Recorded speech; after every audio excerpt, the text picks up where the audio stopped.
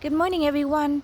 Looking at this Rio Samba, these are the 3 different stages of the Rio Samba. Actually, 4. Here's newly developed bud. Here's a bud that's already open.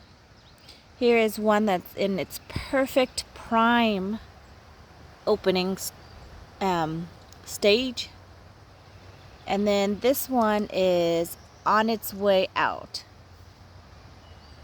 This is the only rose that I have found that can give you this different variation of its life cycle. I mean, look at the stage. Isn't that amazing? I mean, I can't even find words to describe it. Just the variation in it. You can go from this sunset orange color, yellow, to a beautiful, beautiful red color. Isn't that beautiful? And then in the background, of course, is supposed to be my double delight. And it is truly beautiful, and it is quite a delight, but it doesn't have the double delight like the smell and the flower. So I don't think it's labeled correctly, but it's beautiful and I love it regardless.